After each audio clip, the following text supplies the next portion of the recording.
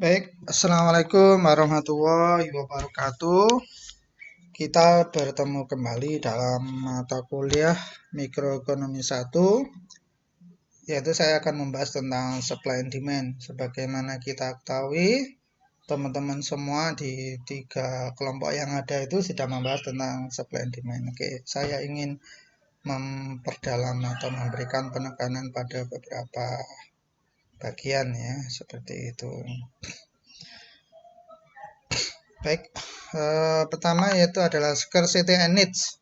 Ya, karena banyak masyarakat itu ingin memiliki barang yang sifatnya langka daripada yang bebas tersedia atau yang kebanyakan tersedia, maka ada beberapa cara untuk mengontrol barang apa yang dimaksud ya.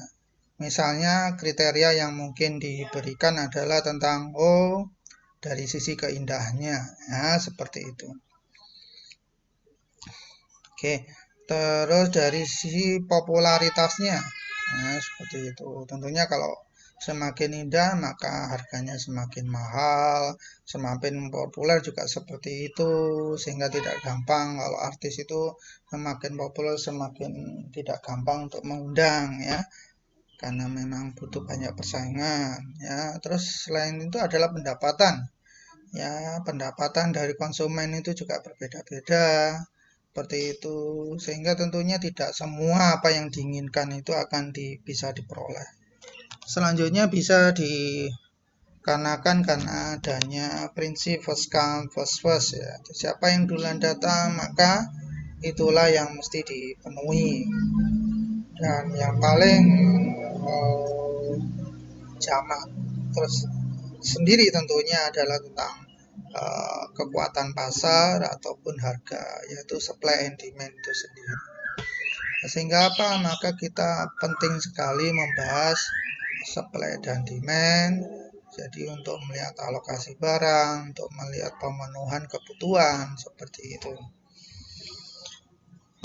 Oke, sekarang law of demand.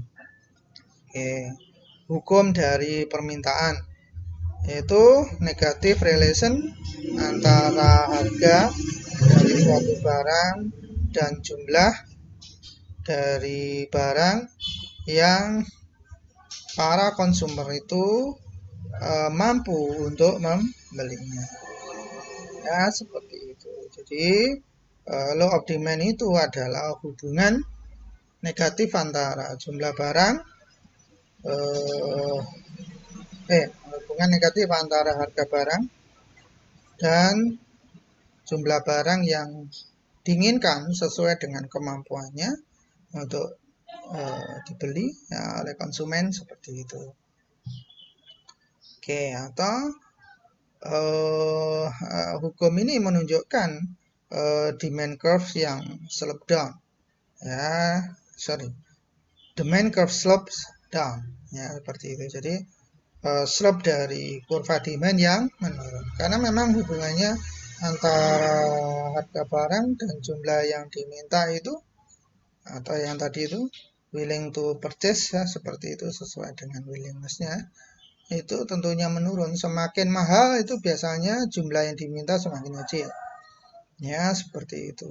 Semakin rendah maka jumlah yang diminta itu semakin besar. Tentunya ini adalah barang normal ya. Nanti akan ada misalnya barang given atau barang yang lainnya yang di luar normal. Oke, misalnya kalau harganya adalah 500, maka yang diminta adalah 30. Ya, seperti itu. Sekali lagi ini 30 itu adalah bukan permintaannya, tetapi jumlah barang yang diminta, atau dalam bahasa Inggrisnya adalah quantity demanded. Ya, seperti itu. Maka kalau misalnya harganya diturunkan, maka jumlah yang diminta itu akan meningkat. Atau sebaliknya, ketika harganya dinaikkan, maka jumlah yang diminta itu adalah menurun. Ya, seperti itu. Oke, jadi kalau kita lihat dari sisi grafis itu kan bermula dari harga. Ya, bermula dari harga maka muncul kuantitas. Karena sebenarnya harga itu yang mempengaruhi kuantitas, bukan kuantitas yang mempengaruhi harga. Kalau hanya dilihat dari sisi demand saja. Begitu juga kalau hanya dilihat dari sisi supply saja. Hanya saja memang dalam ekonomi itu aneh ya. Sesuatu yang mempengaruhi itu ditaruh di atas, khusus untuk supply and demand. Ya, seperti itu. Oke, tapi itu nggak usah diperkarakan. Yang penting kita tahu bahwa kesepakatannya ketika menggambar supply atau demand, maka price itu di sebelah vertikal, sedangkan sebelah horizontal adalah quantity. Padahal yang mempengaruhi itu adalah price-nya. Ya, seperti itu. Dan ingat, hubungan antara price dan Q itu adalah negatif. Itu sesuai dengan hukum permintaan. Oke, seperti itu. Sehingga demand-nya adalah berupa kurva yang menurun atau slope-nya negatif. Selanjutnya adalah hukum dari penawaran. Oke, di mana ada hubungan yang positif antara harga dari barang tentunya dengan jumlah barang yang mau untuk diproduksi dan dijual. Mau dan mampu. Sama seperti tadi juga mau dan mampu untuk diminta. Ya, seperti itu. Untuk dibeli.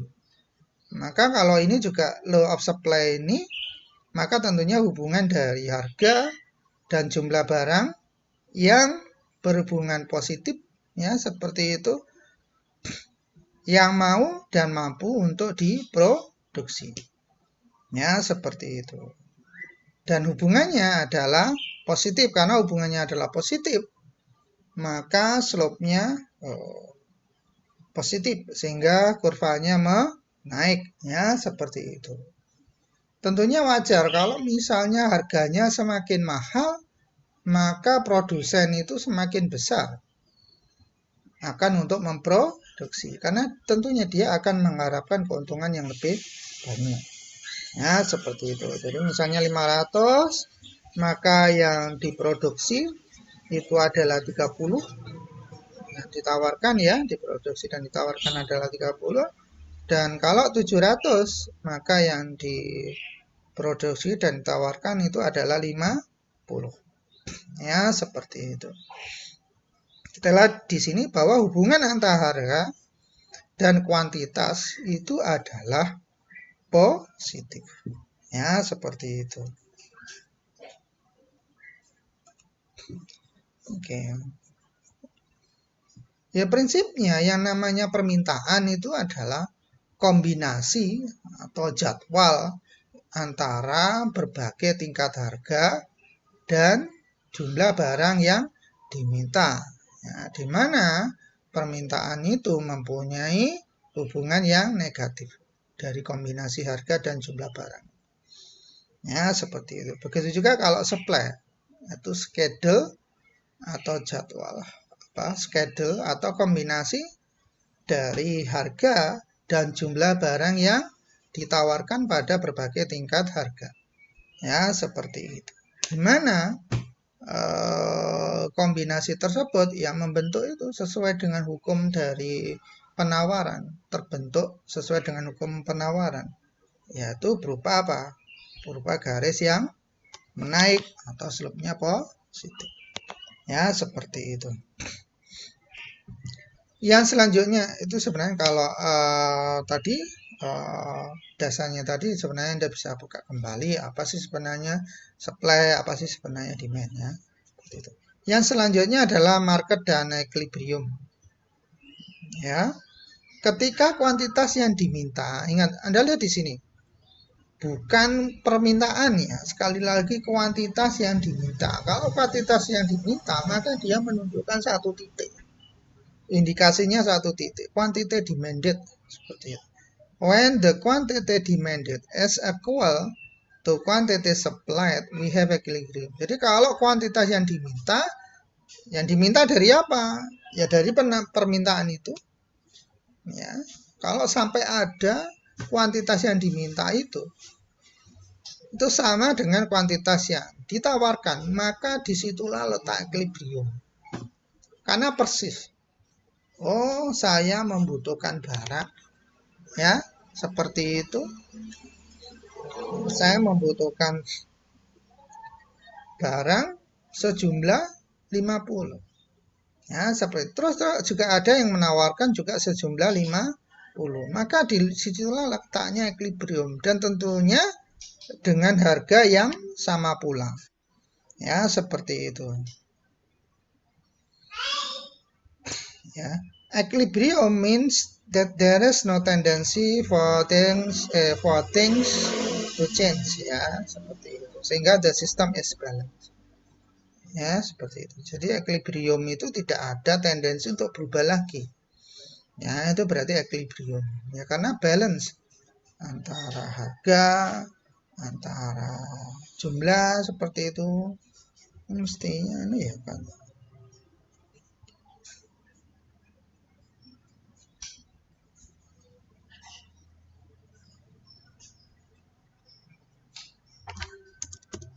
At one price.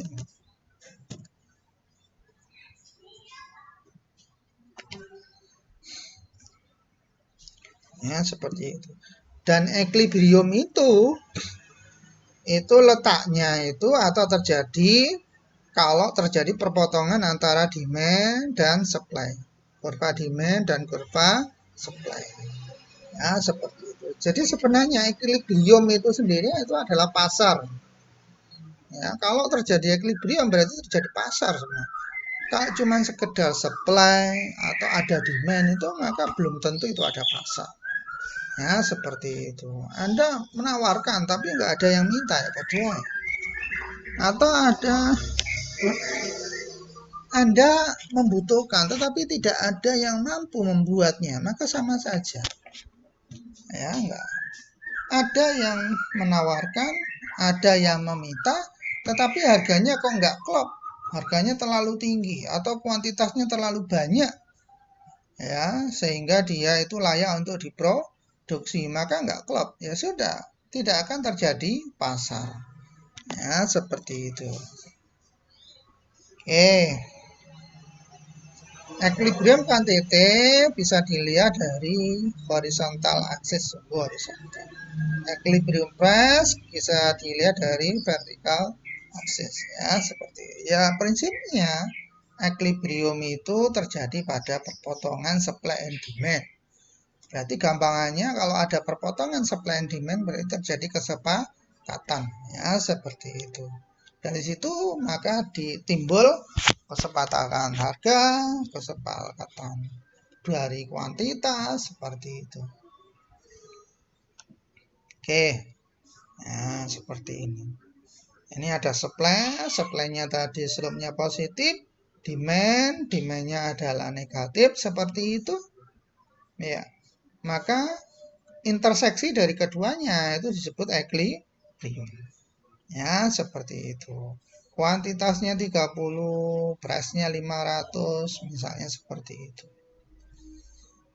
Oke, kalau di dalam pasar ini maka antara price dan quantity itu maka saling mempengaruhi, resiprokal, ya, seperti itu. Karena dia sudah menjadi satu sistem supply and demand. Ya, makanya ketika di pasar itu kalau misalnya jumlah barangnya berlebihan ya maka mengakibatkan harganya turun, seperti itu. Jadi tidak hanya bermula dari harga, tetapi juga bermula dari kuantitas. Ya, seperti itu. Itu kalau sudah menjadi pasar. Tapi kalau dilihat, dianalisis dari sisi supply saja, dari sisi produsen saja, maka ya tergantung dari price-nya. Atau kalau dilihat dari sisi Anda sebagai konsumen atau demand-nya, maka yang bermula adalah tergantung dari price-nya. Ya, seperti itu. Nah, misalnya kalau harga yang terjadi itu di bawah dari harga equilibrium. Harga equilibrium tadi 500 ya, seperti itu. Maka apa yang terjadi? Maka akan terjadi excess demand. Ya, yang meminta itu lebih banyak atau jumlah yang diminta itu lebih banyak daripada jumlah yang ditawarkan. ditawarkan, sehingga excess demand. Kalau jumlah yang diminta itu lebih banyak daripada jumlah yang ditawarkan, maka otomatis barang yang ada di pasaran itu kan tidak memenuhi kebutuhannya, ya, tidak memenuhi kebutuhannya, maka mau nggak mau bagaimana, harga sedikit demi sedikit menaik, sedikit menaik, sehingga apa, menuju equilibriumnya yang 500 tadi, ya, seperti itu. Begitu juga kalau misalnya equilibriumnya sebenarnya 500, tapi harga yang terjadi adalah melebihi dari harga equilibrium seperti itu, maka yang menawarkan ya berlomba-lomba seperti itu, sehingga akan melebihi dari jumlah yang meminta, sehingga yaitu tadi quantity supply itu over than quantity demand, ya, seperti itu. Karena supply-nya berlebihan atau terjadi excess demand, maka kondisi seperti ini itu tidak akan stabil, maka akan terjadi perubahan. Perubahannya bagaimana? Karena berlebihan, ya maka lama-kelamaan harganya akan turun seperti itu. Karena nggak ada yang minta itu. Ya, seperti itu. Kenapa? Karena harganya terlalu tinggi. Ya, karena nggak ada yang minta, harganya terlalu tinggi, maka mau nggak mau ya harganya akan turun supaya itu laku. Makanya kalau harga itu terjadi di atas atau di bawah harga keseimbangan, maka itu tidak akan stabil. Akan akan menuju equilibrium. Nah, seperti itu. Oke, jadi bisa dipahami ya kenapa kok saya katakan tadi kalau equilibrium itu ya cenderung stabil, tidak akan berubah lagi. Kecuali ada perubahan dari sisi demand dan ada perubahan dari sisi supply-nya. Nah, itu beda lagi. Ya, seperti itu. Tapi ketika ada supply, ada demand seperti itu, ternyata kok price-nya itu tidak sesuai dengan price yang semestinya atau price equilibrium, ya maka price itu akan bergerak. Bergerak naik atau bergerak turun. Bergerak naik itu kalau misalnya jumlah yang diminta itu terlalu banyak seperti itu, ya, sehingga harga lama-kelamaan naik. Nah, sebaliknya menurun kalau jumlah yang diminta terlalu sedikit atau jumlah yang ditawarkan terlalu banyak, ya, seperti itu. Oke, yang selanjutnya adalah perubahan terhadap demand, perubahan pada demand, perubahan pada kuantiti demand atau barang yang diminta, atau perubahan pada permintaan versus perubahan pada jumlah yang diminta. Nah, ini hal yang berbeda. Kalau kita bilang permintaan, berarti kita bilang secara keseluruhan. Schedule tadi secara keseluruhan. Tapi kalau quantity demanded atau jumlah yang diminta, berarti kita hanya bicara pada satu titik. Ya, itu yang harus dipahami. Dan ini seringkali salah teman-teman. Permintaan naik, bahkan bahwa itu sebenarnya bukan permintaan yang naik gitu. Ya, seperti itu. Mungkin yang dimasukkan jumlah yang diminta itu lebih besar seperti itu. Ya, jadi hati-hati ketika kita berbicara permintaan, itu beda dengan jumlah yang diminta. Ya, seperti itu. Perubahan pada harga suatu produk itu menghasilkan perubahan pada kuantitas yang diminta. Atau kalau ini dilihat pada grafik atau pada kurva itu ada terjadi pergerakan di sepanjang kurvanya. Oke, jadi ingat ya, kalau terjadi perubahan harga, maka bukan terus permintaan naik, bukan itu. Kalau harga berubah, jumlah yang diminta naik, betul. Ini sering kali salah teman-teman mahasiswa. Karena harganya naik, maka permintaan naik. Bukan permintaannya naik, tetapi jumlah yang diminta itu naik. Kita mengalami peningkatan. Ya, seperti itu. Sehingga apa dampaknya pada kurva itu? Maka titik itu bergerak di sepanjang kurva itu. Ya, kalau demand ya di sepanjang kurva demandnya itu. Kalau penyebabnya adalah harga. Oke. Sehingga lah ini demand curve dari suatu produk itu tidak bergeser ketika harga itu berubah. Ya, seperti itu. Jadi hanya berpindah dari satu titik ke titik yang lain pada kurva yang sama, pada kurva permintaannya itu. Sehingga kalau kita simpulkan quantity demanded sama dengan ditandingkan dengan change in demand, change in quantity demanded sama change in demand. Kalau change in quantity demanded, dia itu terjadi pergerakan, ya seperti itu, terjadi pergerakan di sepanjang kurva, ya seperti itu. Jadi dia titiknya bergerak di kurvanya, nanti akan ada gambar. Tapi sebaliknya, kalau change in demand, maka semua titik, nah bukan satu titik ya, semua titik pada kurva itu bergerak sejajar. Apakah ke kanan, ke kiri, ya seperti itu.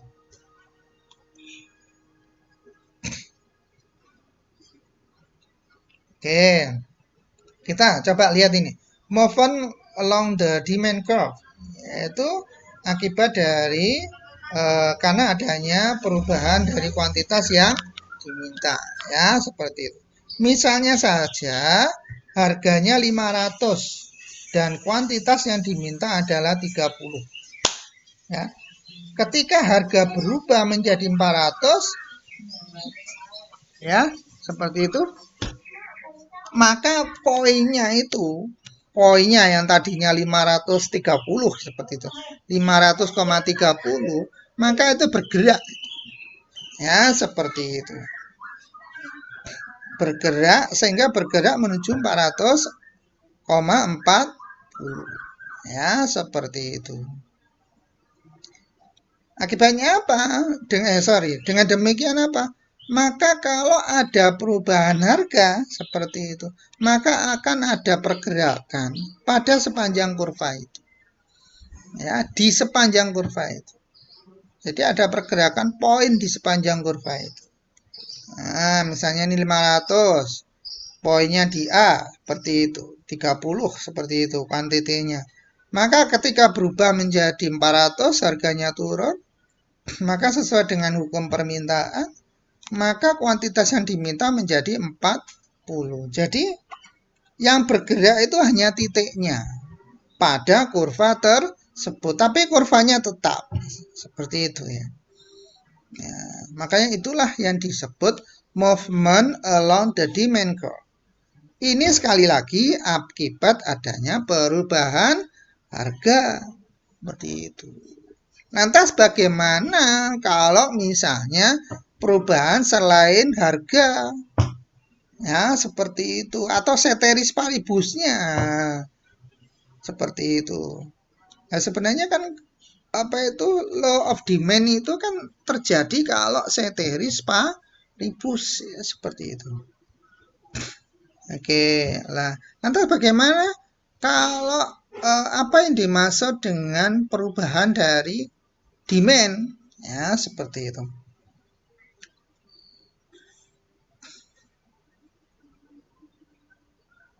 Oke, perubahan dari demand itu artinya apa?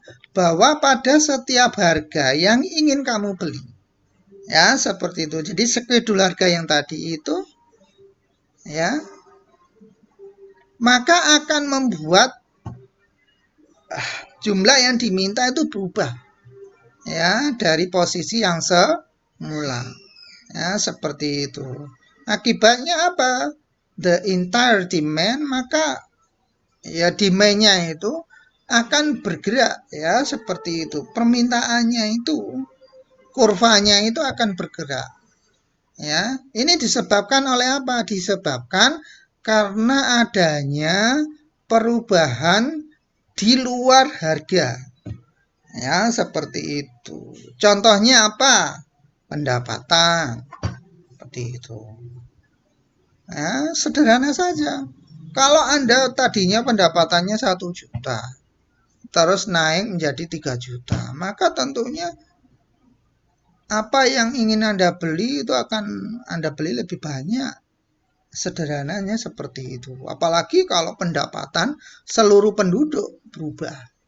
Ya, seperti ingat demand pasar itu kan dibentuk dari apa itu demand individu yang dijumlahkan secara horizontal. Ya, seperti itu. Kalau secara horizontal, ya maka semakin lama semakin merunduk. Ya, seperti itu. Maka kalau misalnya satu orang aja mengakibatkan perubahan pada konsumsi orang tersebut, kalau semua penduduk itu mengalami peningkatan pendapatan, ya maka akan berubah jumlah yang dimintanya, ya seperti itu. Pada semua kemungkinan harga, ya seperti itu. Oke. Atau misalnya perubahan dari harga barang yang terkait atau barang yang berhubungan. Misalnya barangnya itu pesaing. Ya, seperti itu. Mobil merek satu dengan mobil merek yang lain. Atau terhadap barang komplement. Ini contohnya nih, mobil sekarang itu harganya cenderung turun. Kenapa? Karena pajaknya dikurangi. Maka ini akan mengakibatkan apa?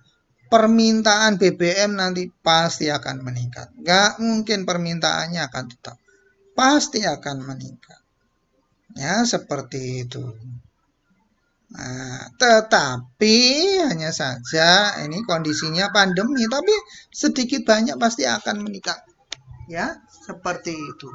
Dalam kondisi permintaan di ya, seperti itu. Atau misalnya perubahan selera. Nah,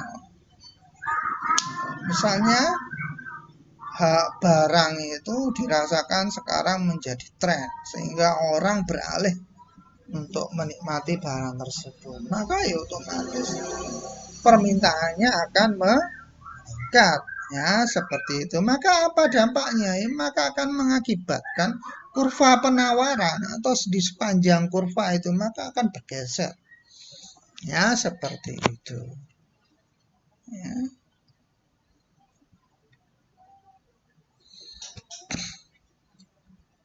Nah, contohnya ini. Tadinya 500, jumlah yang diminta 30. 400, jumlah yang diminta 40.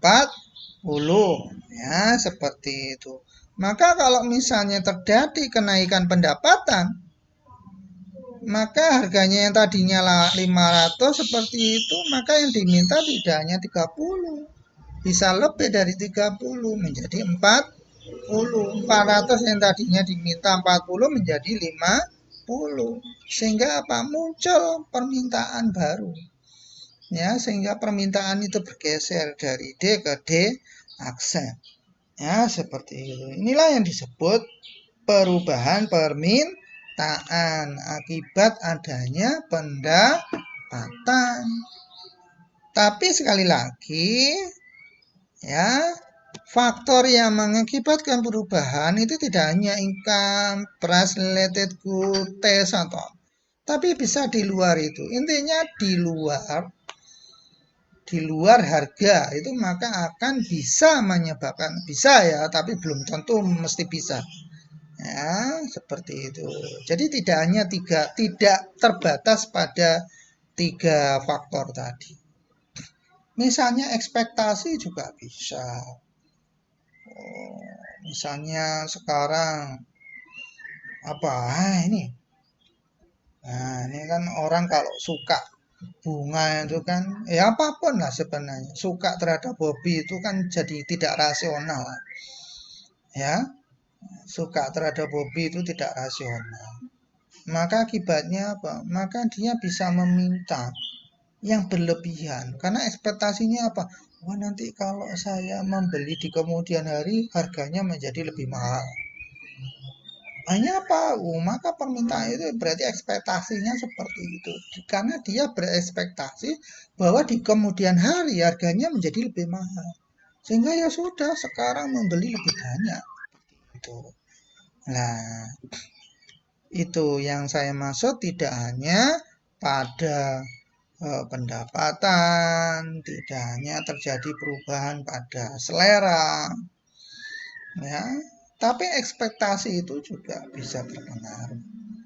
Atau contohnya saja, ternyata ada bocoran bahwa nanti BBM tanggal, misalnya sekarang masih Februari ya, nanti pada tanggal 1 Maret itu akan meningkat harga BBM-nya, maka ya bisa jadi orang itu akan meningkatkan permintaan terhadap BBM. Ya, seperti itu. Sehingga ya akibatnya apa? Permintaan pasar terhadap BBM itu akan meningkat. Kalau ekspektasi itu terjadi. Ya, makanya apa? Jangan sampai kalau misalnya mau dinaikkan jangan sampai bocor dulu supaya ekspektasi itu tidak muncul.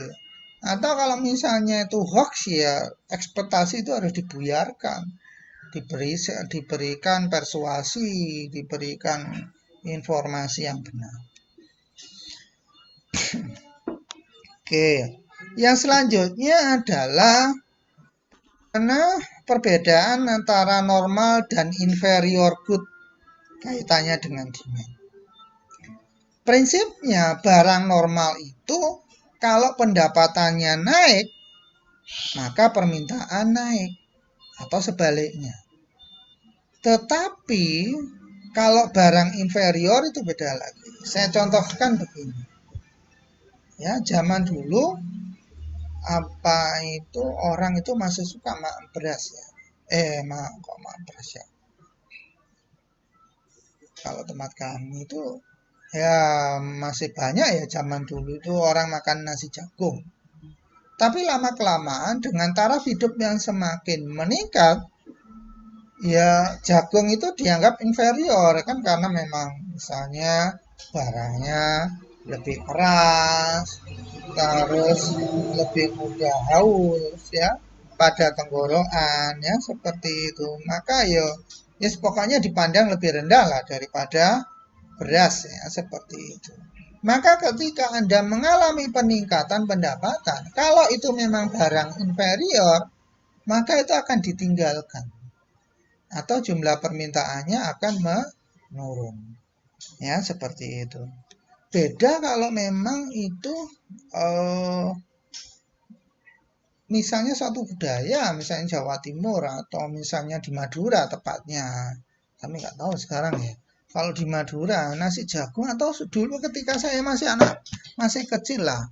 Bapak saya dulu masih bertani ya hidupnya dulu masih bertani seperti itu ya sekarang tentunya almarhum ya abah saya.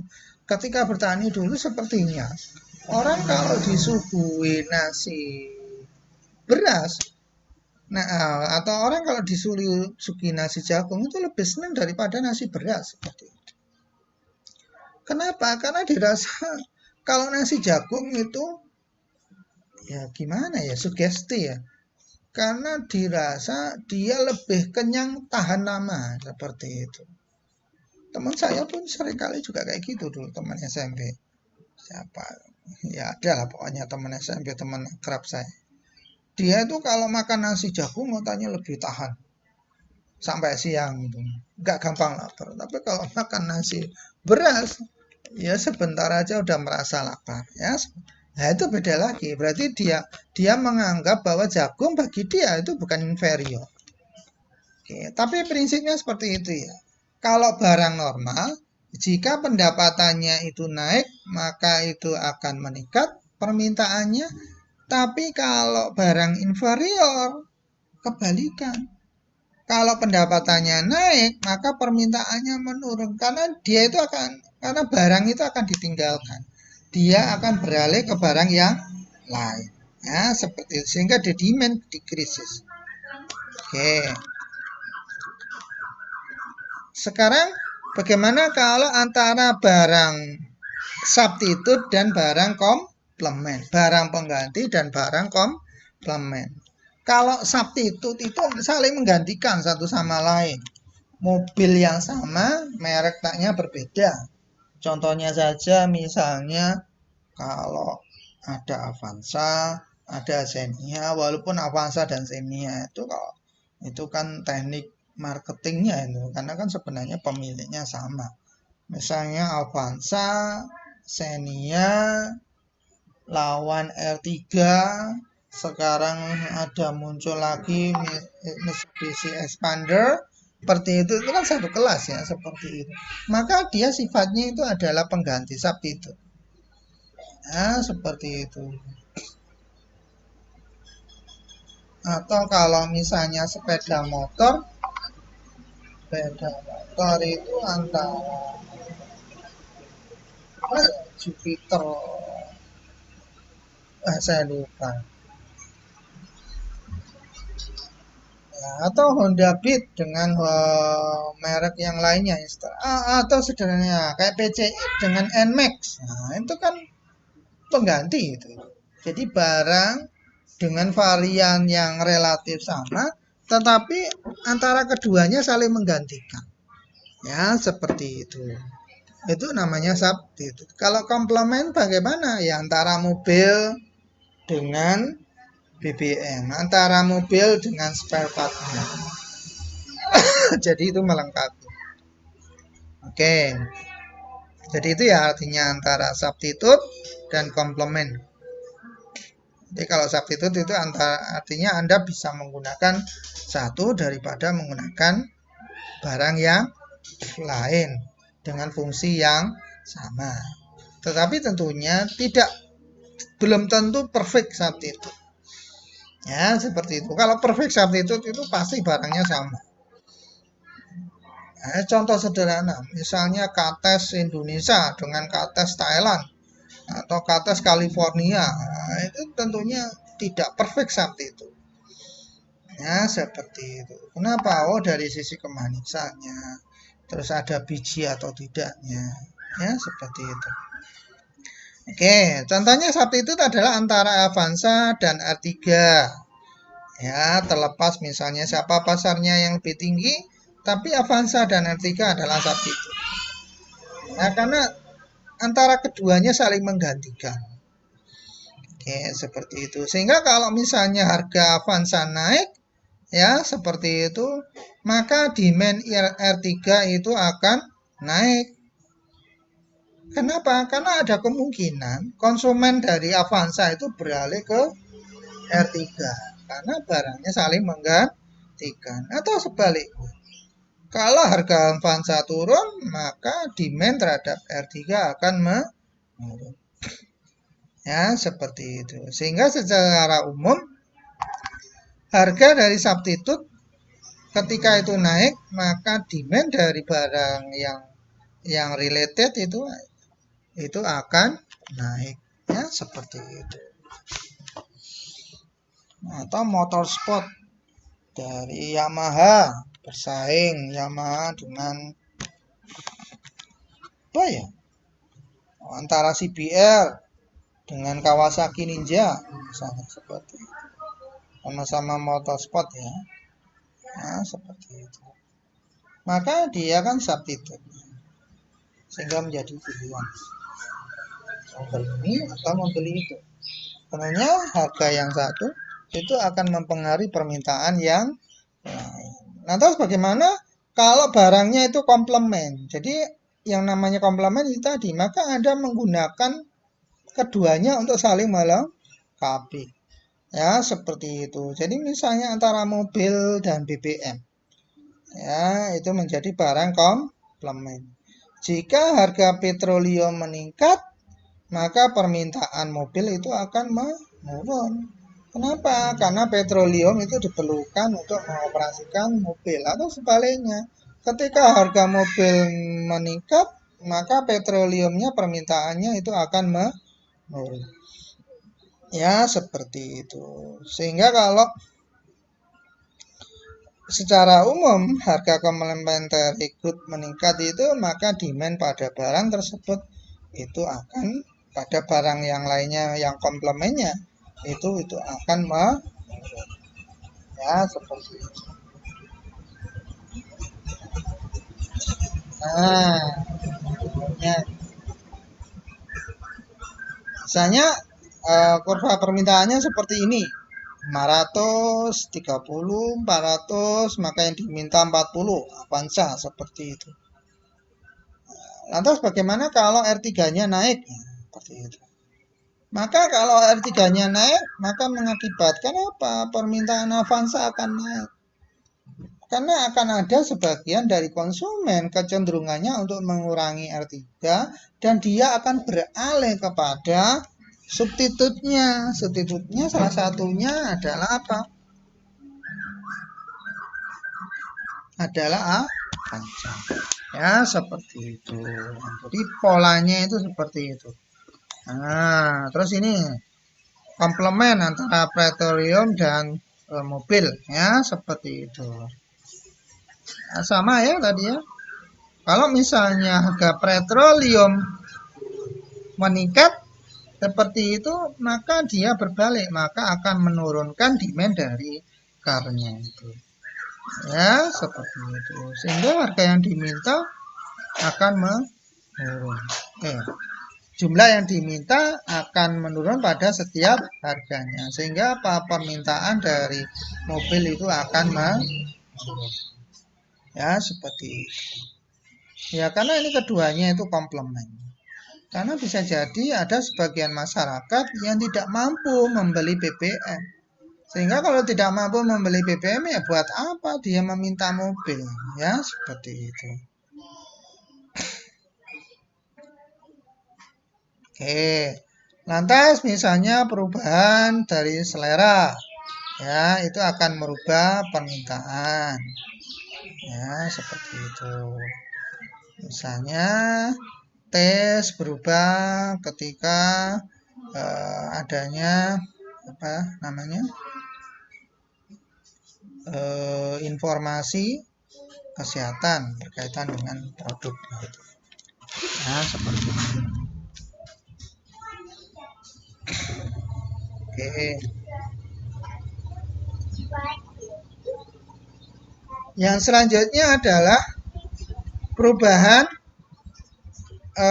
antara supply serta perubahan dari quantity supply atau perubahan antara penawaran dan jumlah yang serta versus jumlah yang ditawarkan.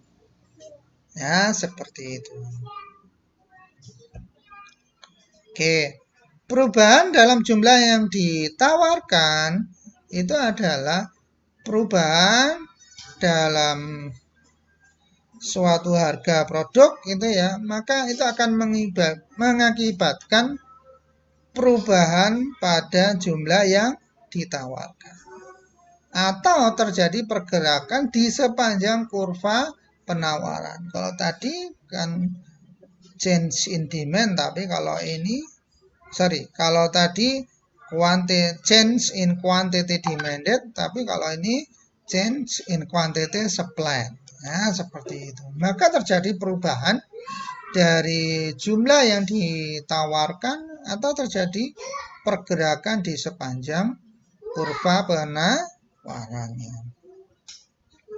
Oke, sedangkan perubahan dari penawaran, perubahan dari penawaran, maka semua sepanjang kurva itu akan mengalami pergerakan. Sekali lagi, kalau misalnya bertambah itu berarti ke kanan, atau berkurang itu ke kiri. Ya, seperti itu. Sehingga pada setiap harga, produser itu menginginkan untuk memproduksi atau menjual pada jumlah yang berbeda dari yang sebelumnya. Ya, seperti itu.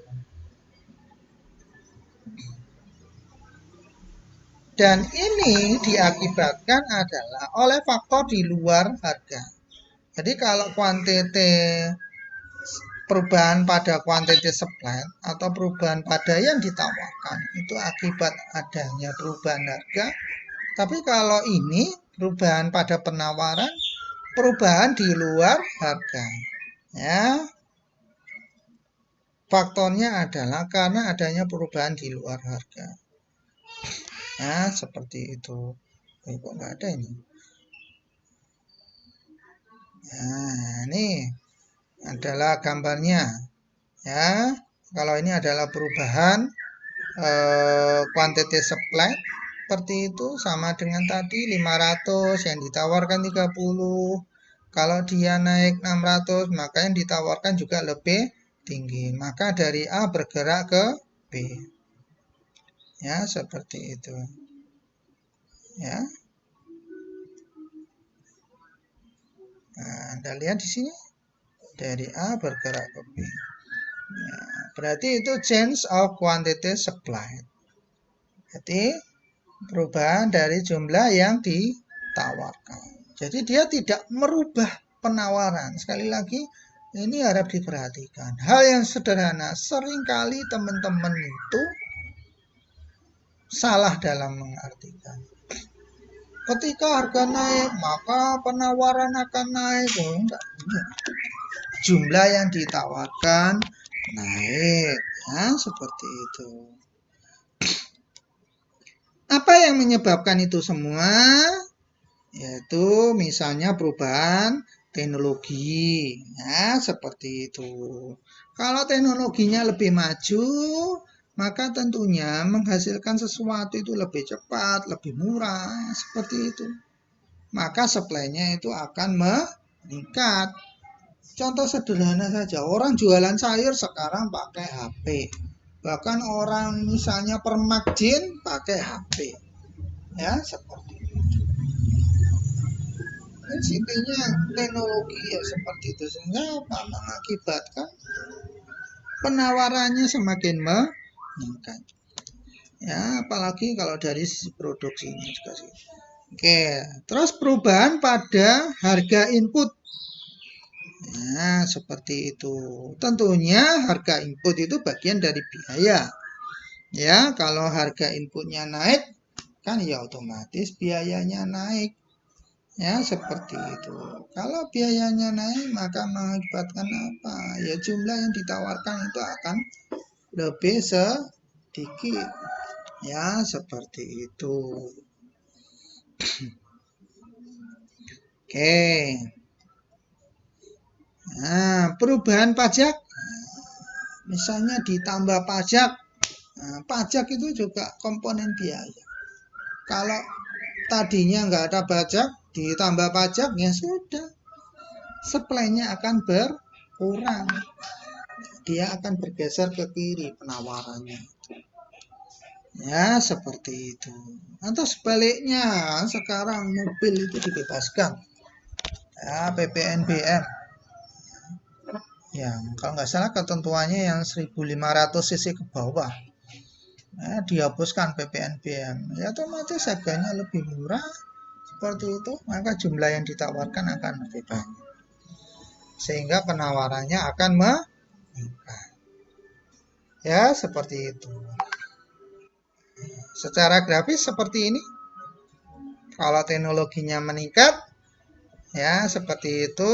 Ya gampangannya kalau tadinya produk harganya 500, maka dia mau produksi 30 menjadi berubah 4. 600 tadinya 40 menjadi 50. Sehingga penawarannya akan meningkat. Ya, karena jumlah yang ditawarkan pada setiap harganya itu akan meningkat. Nah, seperti itu. Akan bertambah. Sehingga penawarannya akan meningkat.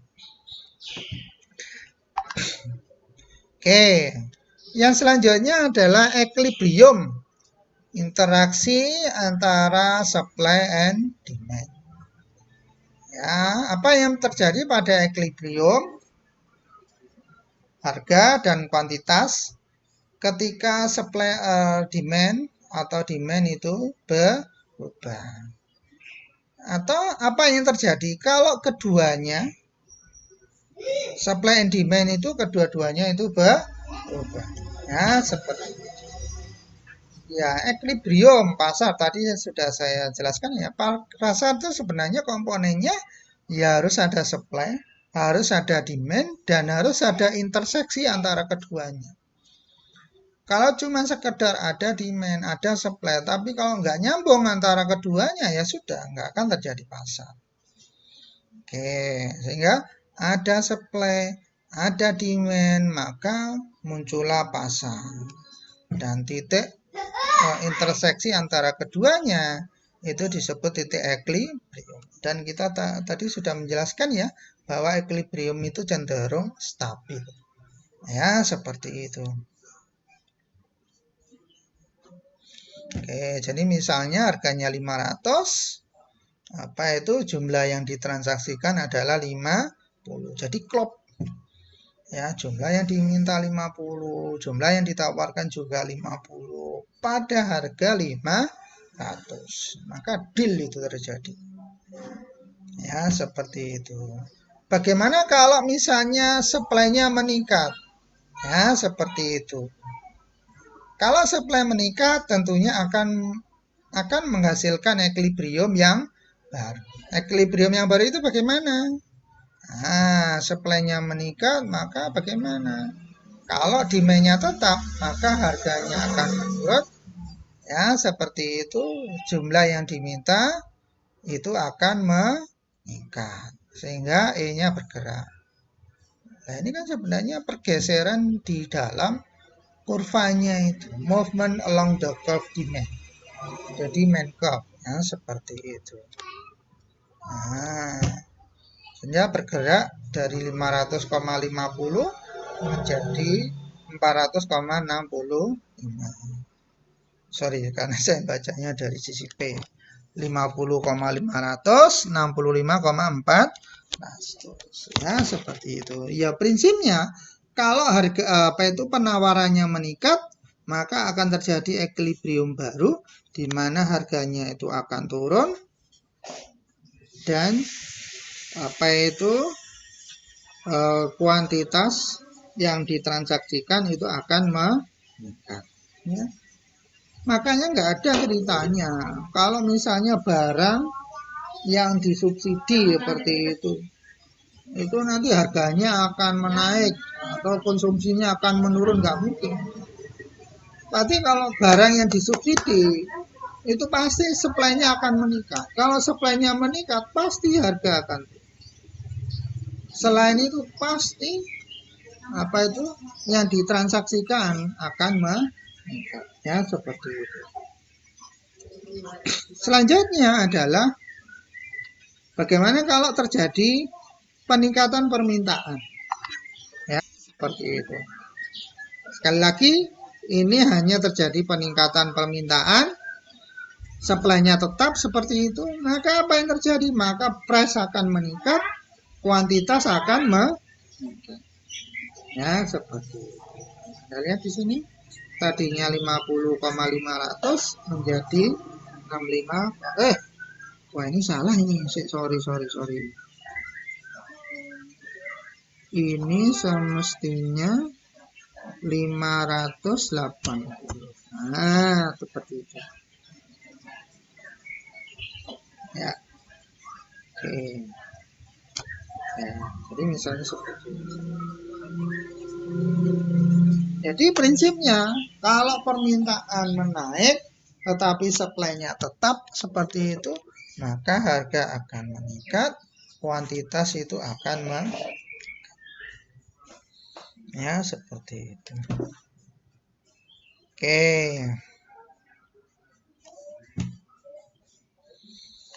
Bagaimana kalau supply dan demand atau keduanya itu meningkat? Maka akan terjadi equilibrium baru. Tergantung dari interaksi keduanya. Ya, harga bisa menaik, harga bisa menurun, ya seperti itu. Tergantung dari seberapa besar supply atau demand-nya itu meningkat. Ya, seperti ini. Nah, ini contohnya supply-nya meningkat seperti ini. Tetapi demand-nya meningkat jauh lebih besar. Tadi kan kalau supply-nya meningkat saja harganya turun, tapi karena demand-nya meningkat jauh lebih besar daripada supply-nya, seperti itu maka harganya akan meningkat. Nah, ini kan harganya dari 500 menjadi 400, akhirnya naik lagi. Ya, seperti itu. Oke. Oke, jadi tergantung ya, tergantung dari seberapa besar perubahan supply dan seberapa besar juga perubahan dari demand-nya. Ya, seperti itu. Oke, Anda bisa baca sendiri. Oke. Nah, ini yang terakhir adalah tentang price ceiling dan price floors. Price ceiling itu prinsipnya adalah government itu menetapkan maksimum legal price. Jadi harga maksimum yang diizinkan. Ya, misalnya rent control pada apartemen. Sedangkan price floor adalah government menetapkan minimum legal price. Ya, seperti itu. Jadi menetapkan harga minimum. Nah, contohnya kayak Bulog yang sederhananya seperti itu. Agricultural price support. Nah, minimum wage. Nah, itu upah minimum regional. Ya, UMR. UMP seperti itu. Terus diturunkan menjadi UMK. Ya, seperti itu. Oke. Ini adalah price ceiling. Jadi misalnya ada equilibrium di titik 500, kuantitinya adalah 30. Seperti itu. Lantas pemerintah menetapkan harga maksimumnya. Ya, harga kontrolnya misalnya 350. Ya, ini dilakukan biasanya adalah untuk apa? Membantu konsumen supaya harga yang terjadi itu tidak terlalu tinggi. Seperti itu. Ya, sehingga harganya itu dibatasi. Maka akan ada kemungkinan harga yang terjadi itu di bawah equilibrium. Kalau misalnya itu terjadi, maka apa? Misalnya 350, key supply-nya adalah 15, tetapi key demand-nya adalah 40. Kenapa? Karena memang equilibrium-nya di atas seperti itu. Sehingga apa? Key demand-nya berlebihan. Ya, 40, tapi yang tersedia 15. Sehingga apa? Yang terjadi adalah excess demand. Ya, seperti itu. Atau terjadi kekurangan shortage seperti itu. Nah, biasanya kalau kondisi seperti ini, karena ada kekurangan ini, maka tentunya di bagian produsen itu akan berusaha untuk mengisi itu. Nah, tentunya dengan harga yang lebih tinggi dari 350. Makanya namanya black market seperti itu. Karena harganya itu ilegal, karena di atas yang diizinkan. Ya, seperti itu. Oke. Itu ada kalau nggak salah kasus di Venezuela. Misalnya white rice. Seperti itu. Harga ditetapkannya sekian. Padahal harga equilibriumnya itu lebih tinggi. Tapi produsennya itu mengakali. Ya, harga apa itu? White rice itu apa? Gandum ya. Maka itu dikasih warna atau apa seperti itu. Sehingga itu supaya oh ini beda apa. Nah, seperti itu. Sehingga terjadi shortage, ya, terjadi kekurangan. Ya, gitu. Jadi price ceiling itu government menetapkan harga yang legal maksimum. Maksimum legal price. Harga legal yang paling tinggi, ya, seperti itu. Jadi tujuannya adalah untuk apa? Memprotek konsumen. Ya, seperti itu. Tapi kalau kondisinya itu price itu lebih rendah dari price equilibrium, maka mengakibatkan itu kuantitas demand-nya yang kuantitas demanded itu lebih besar daripada kuantitas supply sehingga terjadi shortage seperti itu. Sehingga memunculkan black market transaction. Sehingga akan ada kemungkinan transaksi yang lebih tinggi. dengan harga yang lebih tinggi. Ya, seperti itu. Yang selanjutnya adalah price floors. Ya, harga yang rendah lah seperti itu. Ya, kalau ini tujuannya apa? Ya, tujuannya adalah untuk memprotek dari sisi produsen supaya harga tidak terlalu kerendahan. Ya, seperti itu. Sehingga apa? Ada kemungkinan harga yang ditetapkan oleh pemerintah itu lebih tinggi daripada harga equilibrium. Ya, akibatnya apa? Maka supply-nya bisa jadi ya supply-nya yang ditawarkan itu akan menjadi lebih besar daripada kuantitas yang diminta. Nah, contohnya dalam grafik itu yang diminta 10 ya karena harganya lebih tinggi daripada equilibrium, sedangkan yang ditawarkan itu 40 sehingga terjadi excess supply atau surplus ya. Seperti itu. Kalau posisi seperti ini biasanya ya pemerintah akan menyerap kelebihannya. Nah, berarti terjadi kelebihan 30 tuh. Maka supaya nanti harga di pasaran itu tidak menurun maka diserap. Ya contohnya dalam menerapkan dumping policy itu kan ya untuk ini mengontrol harga internal. Ya seperti itu sehingga melempar keluar sehingga supaya apa stok yang ada di dalam itu tidak berlebihan sehingga harga bisa dikontrol lebih tinggi dari yang semestinya. Oke, seperti itu. Oke, jadi seperti itu ya ulasan kali ini tentang supply and demand. Mudah-mudahan Anda mendapatkan pencerahan. Jika ada yang belum jelas, silakan ditanyakan di media yang sudah ada. Bisa Anda gunakan Facebook Group untuk bertanya jawab tentang hal ini. Baik, dari saya cukup sekian dulu. Kita tutup dengan bacaan Alhamdulillahirrabbilalamin. Assalamualaikum warahmatullahi wabarakatuh.